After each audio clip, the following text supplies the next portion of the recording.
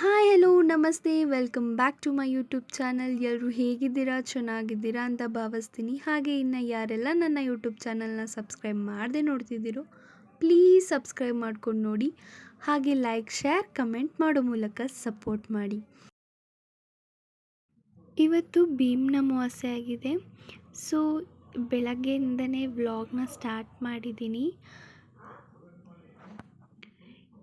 ಹಾಗೆ ಈ ವ್ರತನ ಯಾರೆಲ್ಲ ಮಾಡ್ತಾರೆ, ಏನಕ್ಕೆ ಮಾಡ್ತಾರೆ ಅನ್ನೋ ಇನ್ಫಾರ್ಮೇಷನ್ನು ಕೂಡ ಕೊಡ್ತಾಯಿದ್ದೀನಿ. ಸೊ ಕೊನೆವರೆಗೂ ವಿಡಿಯೋ ನೋಡಿ ಆ್ಯಂಡ್ ಇಷ್ಟ ಆದರೆ ಲೈಕ್ ಮಾಡಿ.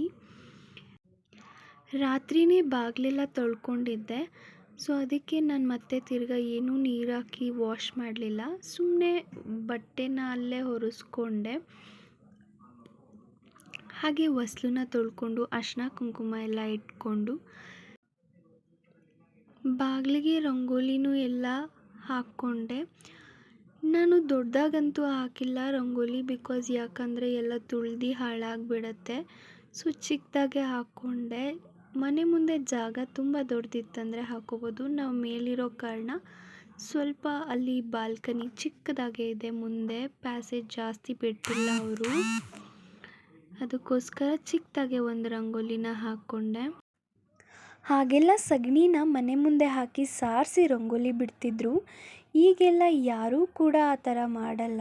ಸಿಟಿಯಲ್ಲಿರೋರಂತೂ ಮಾಡೋದಿಲ್ಲ, ಯಾಕಂದರೆ ಎಲ್ಲ ಟೈಲ್ಸ್ ಹಾಕಿರ್ತಾರೆ, ಏನಿಲ್ಲಿಂದ ಸಗಣಿ ತಂದು ಹಾಕ್ತಾರೆ ಮನೆ ಮುಂದೆ.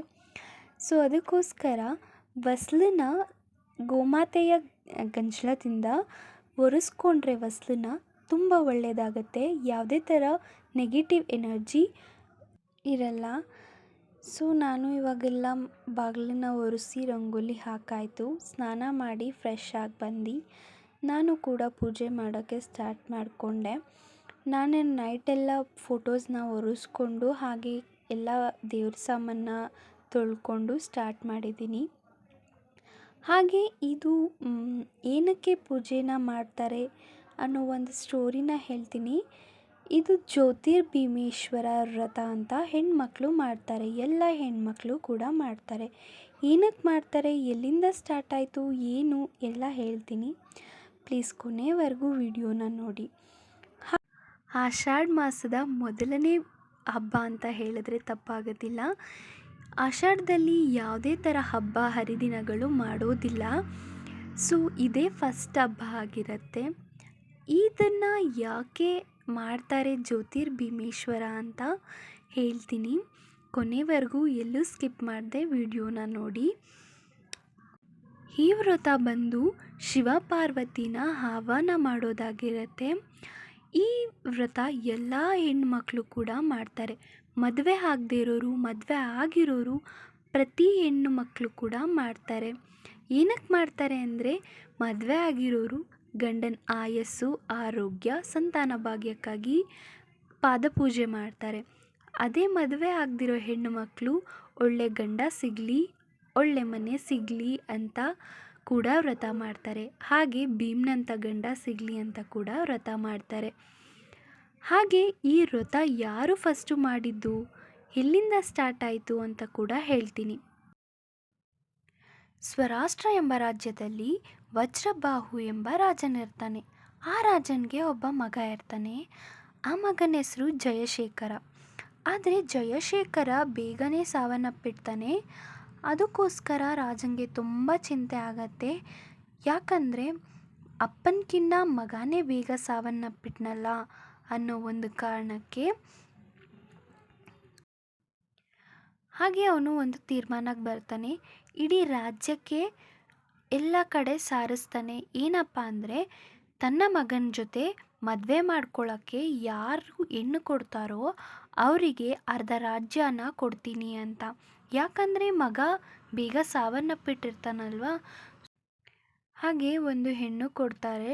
ಅದು ಯಾರ ಮನೆ ಹೆಣ್ಣು ಅಂದರೆ, ಬ್ರಾಹ್ಮಣ, ಬಡ ಕುಟುಂಬದ ಬ್ರಾಹ್ಮಣನ ಮನೆಯಲ್ಲಿ ಹೆಣ್ಣು ಕೊಟ್ಟು ಮದುವೆ ಮಾಡ್ತಾರೆ. ಅವರು ತುಂಬ ಬಡತನದಲ್ಲಿರೋ ಕಾರಣಕ್ಕೆ ಮದುವೆನ ಮಾಡಿಕೊಡ್ತಾರೆ. ಹಾಗೆ ಅವಳ ಮದುವೆ ಕೂಡ ಆಗತ್ತೆ ಶವದ ಜೊತೆ. ಎಲ್ಲರೂ ಆ ಸ್ಮಶಾನದಲ್ಲಿದ್ದಾಗ ಜೋರು ಮಳೆ ಬರುತ್ತೆ. ಆದರೆ ಎಲ್ಲರೂ ಹೋಗ್ಬಿಡ್ತಾರೆ, ಅವಳು ಮಾತ್ರ ಅಲ್ಲೇ ಇರ್ತಾಳೆ.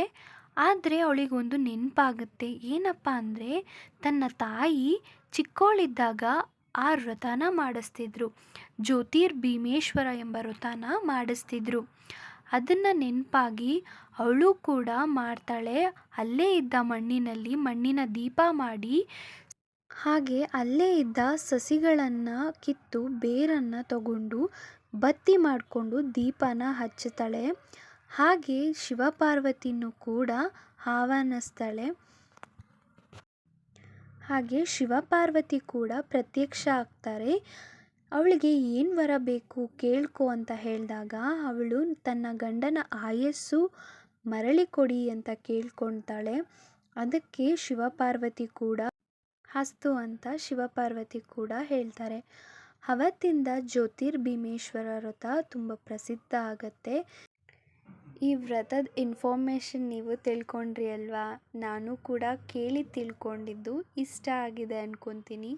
ಹಾಗೆ ನಾನು ಕೂಡ ಎಲ್ಲ ಪೂಜೆ ಎಲ್ಲ ಮಾಡಿ ಪ್ರಸಾದನ ನೈವೇದ್ಯಕ್ಕಿಟ್ಟು ಪೂಜೆ ಮಾಡಿ ಮುಗಿಸ್ದೆ. ಹಾಗೆ ದೇವಸ್ಥಾನಕ್ಕೆ ಹೋಗೋಣ ಅಂತ ಕೂಡ ಹೊರಟೆ. ನಾನಿವತ್ತು ತುಂಬ ದೇವಸ್ಥಾನಗಳು ಹೋಗ್ಬಿಟ್ಟಿದ್ದೀನಿ. ಫಸ್ಟು ಮಲ್ಲೇಶ್ವರಮಲ್ಲಿರೋ ಕಾಡು ಮಲ್ಲೇಶ್ವರ ದೇವಸ್ಥಾನಕ್ಕೆ ಹೋಗಿದ್ದೆ. ಹಾಗೆ ನಾನು ನಮ್ಮ ಚಿಕ್ಕಮ್ಮ ಹೊರಟ್ವಿ ದೇವಸ್ಥಾನಕ್ಕೆ. ಇದು ಕಾಡು ಮಲ್ಲೇಶ್ವರ ದೇವಸ್ಥಾನ. ಇಲ್ಲಿ ಪೂಜೆ ನಡೀತಾ ಇತ್ತು. ತುಂಬ ಚೆನ್ನಾಗಿ ಅಲಂಕಾರ, ಎಲ್ಲ ದೇವಸ್ಥಾನದಲ್ಲೂ ತುಂಬ ಚೆನ್ನಾಗಿ ಅಲಂಕಾರ ಕೂಡ ಮಾಡಿದರು.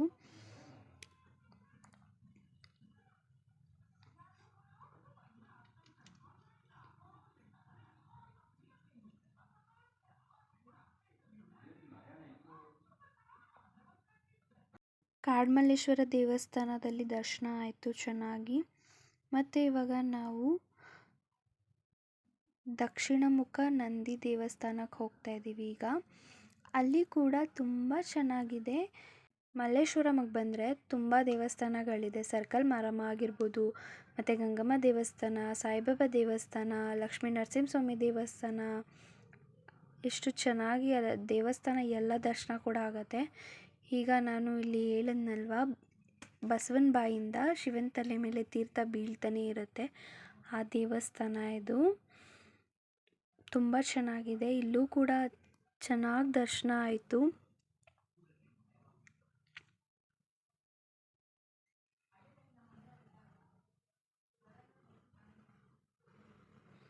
ನೋಡಿ, ಅಲ್ಲಿ ನಿಮಗೆ ಕಾಣಿಸ್ತಿದೆಯೋ ಕಾಣಿಸ್ತಿಲ್ವೋ ಗೊತ್ತಿಲ್ಲ. ಮತ್ತು ಅಲ್ಲಿಂದ ಬಂದು ಗಂಗಮ್ಮ ದೇವಸ್ಥಾನದಲ್ಲೂ ಕೂಡ ದರ್ಶನ ಆಯಿತು. ಆದರೆ ಗಂಗಮ್ಮ ದೇವಸ್ಥಾನದಲ್ಲಿ ಯಾವುದೇ ಥರ ವಿಡಿಯೋ ಆಗಲಿ ತೆಗಿಯೋ ಹಾಗಿಲ್ಲ. ಸೊ ಇಲ್ಲಿ ವ್ರತ ಮಾಡ್ತಾ ಇದ್ರಲ್ವ, ಅದು ಒಂದು ಕ್ಲಿಪ್ ಹಾಕಿದ್ದೀನಿ ಅಷ್ಟೇ. ತುಂಬ ಚೆನ್ನಾಗಿ ಮಾಡಿದರು ಅಲಂಕಾರ ಎಲ್ಲ ದೇವಸ್ಥಾನದಲ್ಲೂ. ಮತ್ತು ನಾನು ಬಾಬೂಜಿ ನಗರದಲ್ಲಿ ದೇವಸ್ಥಾನ ಇದೆ ಅಲ್ವಾ, ಗಾಳಿ ಆಂಜನೇಯನ ದೇವಸ್ಥಾನ, ಅಲ್ಲಿಗೆ ಬಂದೆ. ನಮ್ಮ ಚಿಕ್ಕಮ್ಮ ಫೋನ್ ಮಾಡಿ, ಅವರು ಬಂದಿದ್ರಂತೆ, ಸೊ ಅದಕ್ಕೆ ಫೋನ್ ಮಾಡಿ ಕರೆದ್ರು, ಅದಕ್ಕೆ ಬಂದಿದ್ದೆ ನಾನು ಕೂಡ. ಇಲ್ಲೂ ತುಂಬ ಜನ ಇದ್ದರು. ಅದು ಹೇಗೆ ಮುಂದೆ ಹೋದ್ವಿ ಅನ್ನೋದು ಗೊತ್ತಿಲ್ಲ, ಬೇಗನೆ ದರ್ಶನ ಆಯಿತು. ಈ ದೇವಸ್ಥಾನದಲ್ಲೂ ತುಂಬ ಚೆನ್ನಾಗಿ ಅಲಂಕಾರ ಮಾಡಿದರು.